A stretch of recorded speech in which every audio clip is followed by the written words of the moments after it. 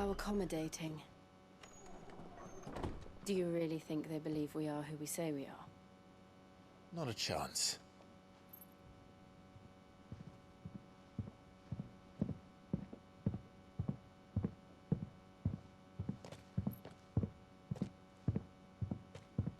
Right, I guess. My uncle believes we're imposters here to rob him.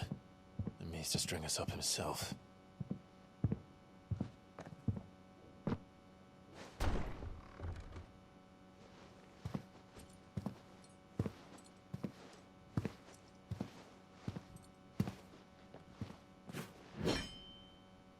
Imagine my surprise when I was told my nephew had come to visit.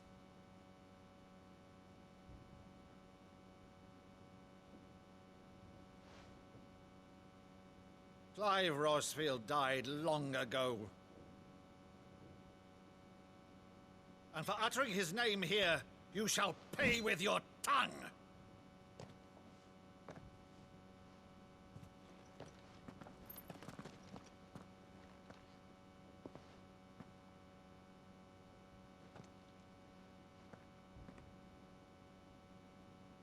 You would mock me as well?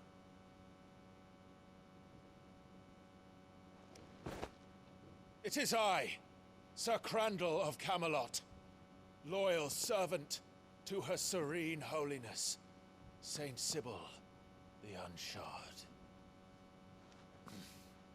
Meadow, thou vile sorcerer, for thy crimes against church and crown, I shall have thy head.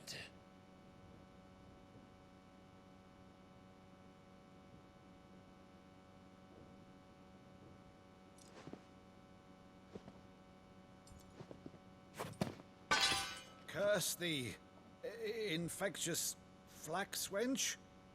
Even in death, must thou plague me still? Very well. I shall open the gates of hell, that thou might see thy charge once more.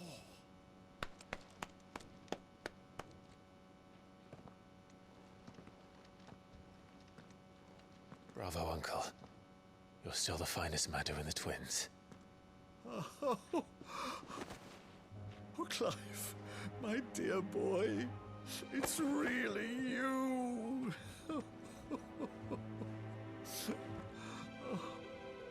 You always were fond of that scene from The Saint in the Sanctuary. Never did let me play Sir Crandall.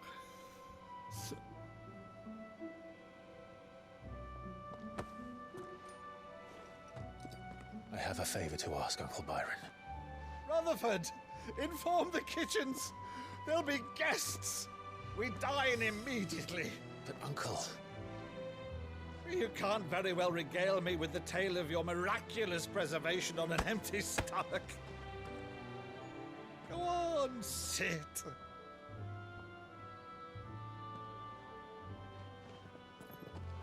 See that you use the good plates, Rutherford.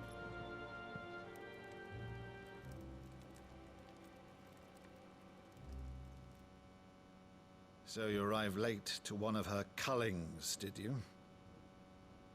Since becoming Vicereine, Annabella has been a constant thorn in Rosaria's side, but these atrocities are a new low.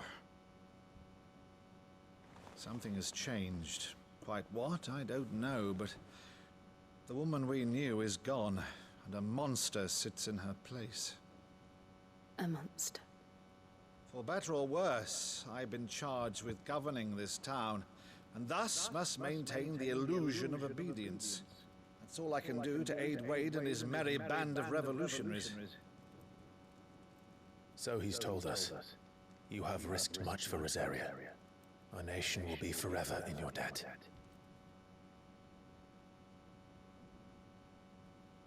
It has been 20 years, Clive. The nation your father and your forefathers fought to defend is no more. Perhaps it would be otherwise had I the courage of my brother.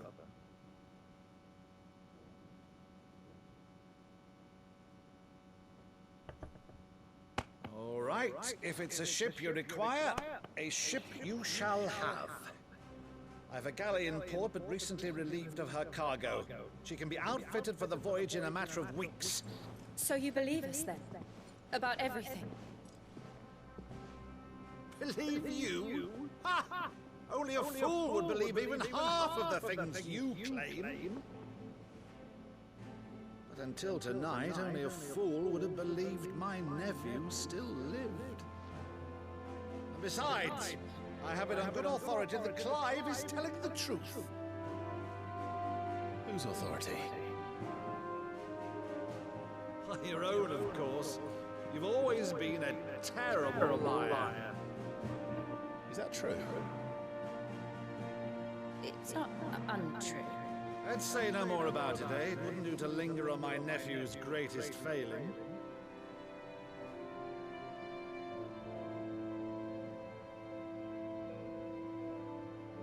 The one thing I cannot believe, though, is all this about you being Sid. You were always such a good boy, but now you're quite the outlaw. Which, if I'm not mistaken, would make me an outlaw's uncle. Right then, who shall we pillage first? Rutherford, fetch me my cutlass. This will be fun.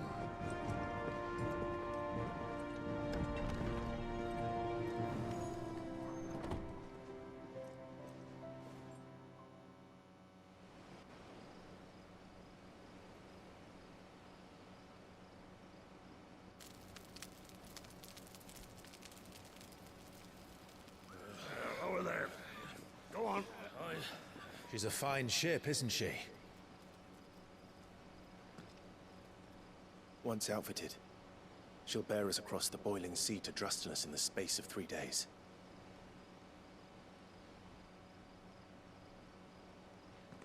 Something on your mind?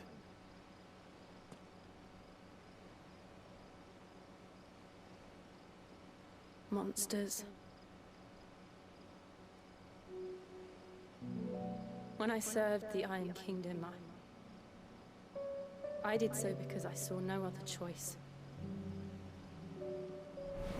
Because once they learned that lash would not move me, they turned it on those who could.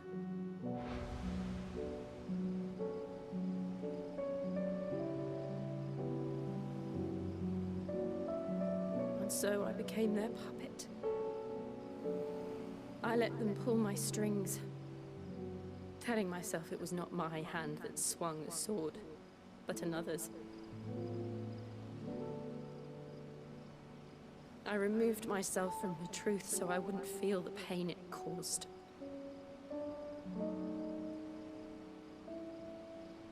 And before I knew it,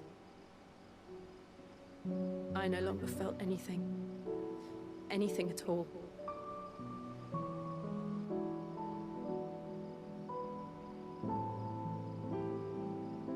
I had become a monster. Jill.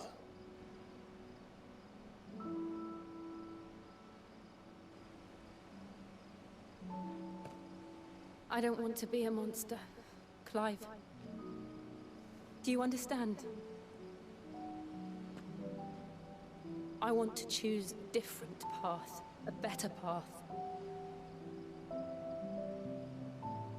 To live on my own terms. But before I can do that, I need to come to terms with my past.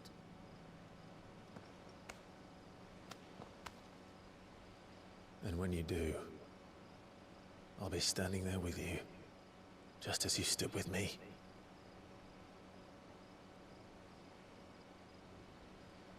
Thank you, Clive. I must atone for my sins. Only then, when it's done, will the monster cease to be. Just promise me that you won't die with it.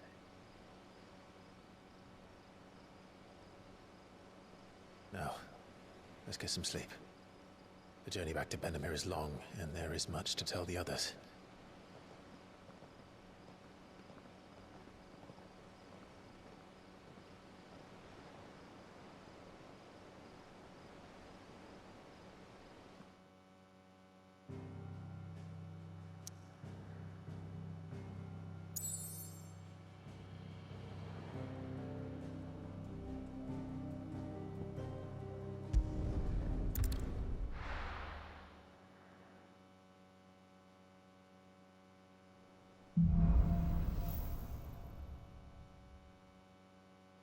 the Founder knows what awaits us in the Iron Kingdom.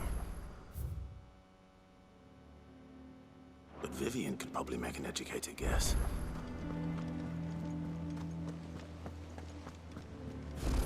Typical nobles. How did we never There are hear new about these billets being guardians of the posted flame? every day. Clive! Oh, am I glad to see you?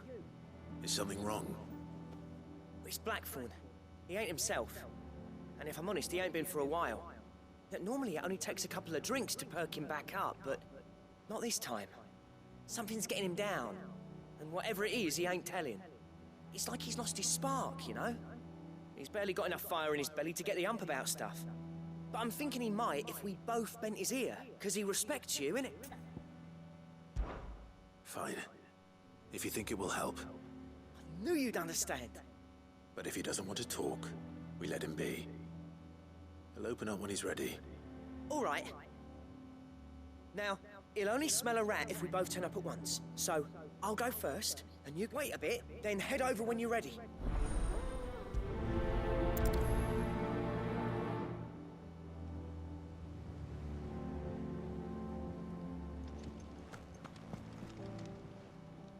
How may I help you today, Clive? Come to claim your just desserts?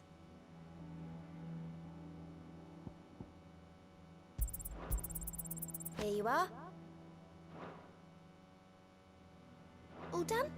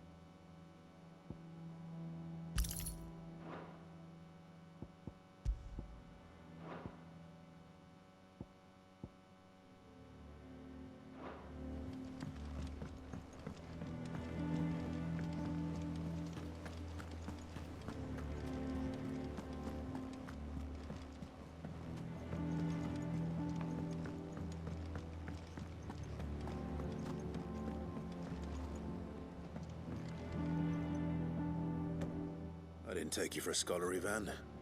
Oh, this? Well, it's Valisthea, a culinary pilgrimage.